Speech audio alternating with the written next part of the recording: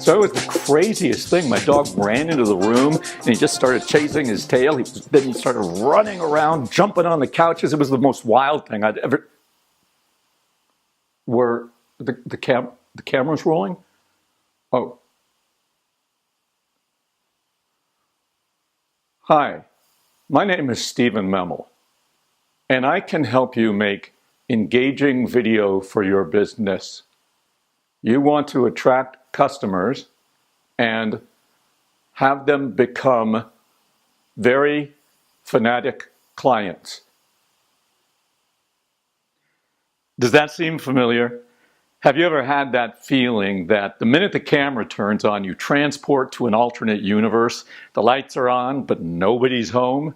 Well, if you have, you're not alone. Many people feel what I call red light fever. That's a syndrome that the minute that camera turns on, boom, they're out of there, they're gone, they've left the room. What I want to do is I want to help you change your relationship to the camera. And the first thing we're going to do is we're going to look at what a camera is.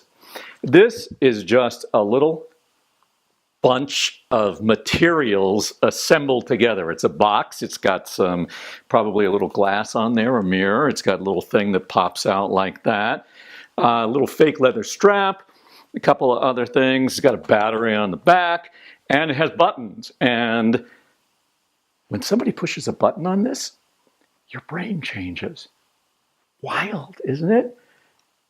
No, it really doesn't. You change your mind is what the situation is. So the first thing you've got to realize, it's just a box. Here's tip number one.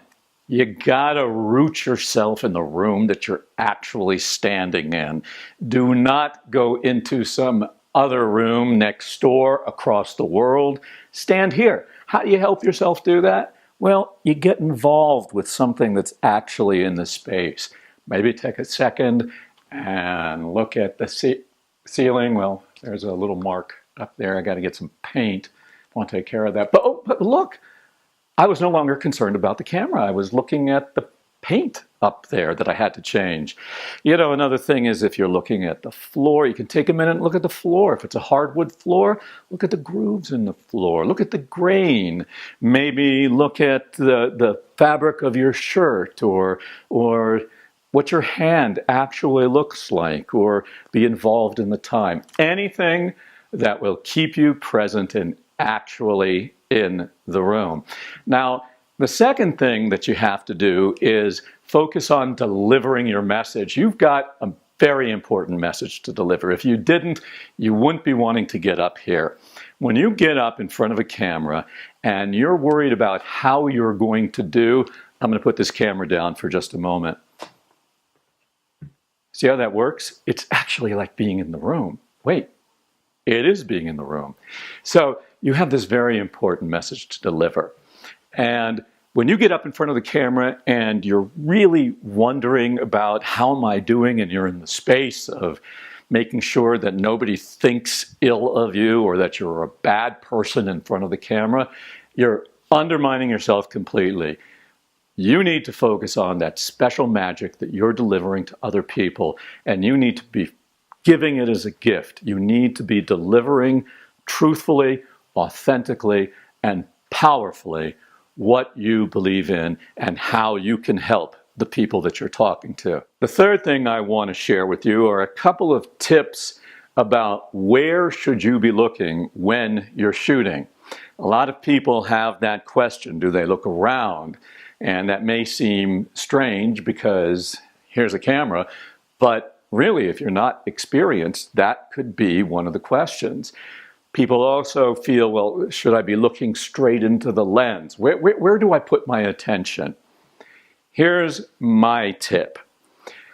When I was a young actor, people would always tell me when I was in front of a camera, you want to look in that camera and look through the lens and really talk to one person on the other end of that lens.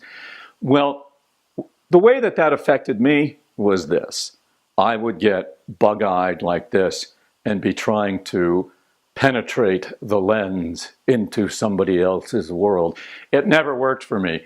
It didn't allow me to feel like I was in the same room. Now, I can do that because I've got the other experience.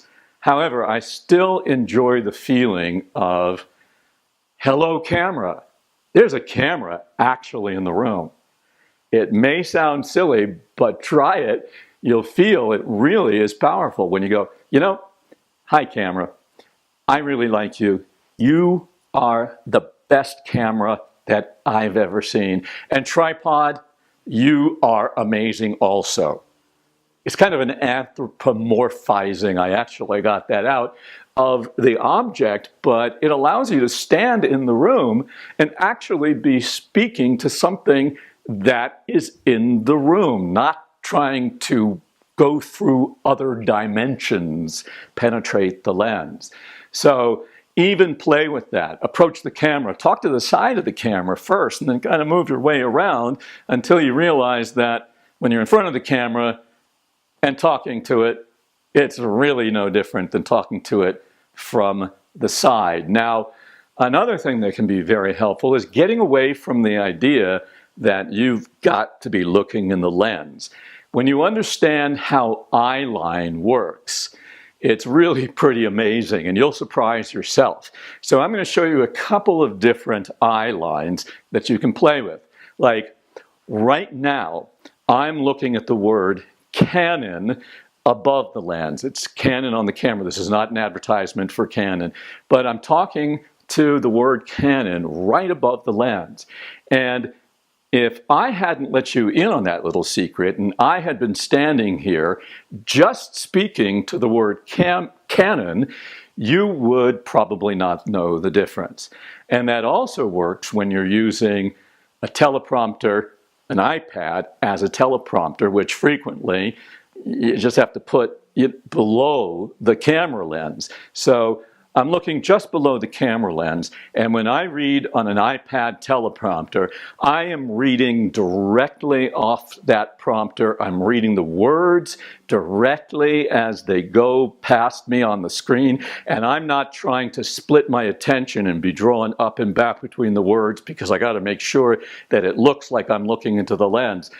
It looks like I'm looking into the lens. I've tested it 1,000,000 times, and right now, if again, I hadn't shared this little secret with you, you would not know that I am just talking to something right below the camera because I care, because I'm putting my heart out there, even though it's into an iPad teleprompter, which is not even there right now, by the way. I'm just pretending it is. So it's kind of amazing the ability to experience feelings as if you're talking to somebody real when you're talking to inanimate objects or even reading. So back into you, back into the lens. You may feel a slight difference right now because you're aware of it, but really, I have had people reflect that there's no clue that I'm reading off an iPad when I've used a teleprompter like that. So those are my tips. That's about eye line. And I think one other thing about focus that you should play with that's really okay is people don't feel like they can take their eyes off the lens. But if I look like this, and I'm thinking about something, and I'm allowing you to see me as an individual standing in that room, in this room, thinking about a past event, a special time, a special person, it's a real sharing. You really get to experience me experiencing something vulnerably and openly in front of you. Well, there you have it. A few tips for avoiding or getting rid of red light fever. Try them out. Be playful. It's the best thing you can do. Well, I hope these tips prove valuable for you. I know that when I've tried out these techniques and tools and strategies, they've been very helpful for my journey on becoming empowered and feeling comfortable in front of a camera on a stage, anywhere where I have to deliver a message. Enjoy them and treat them playfully.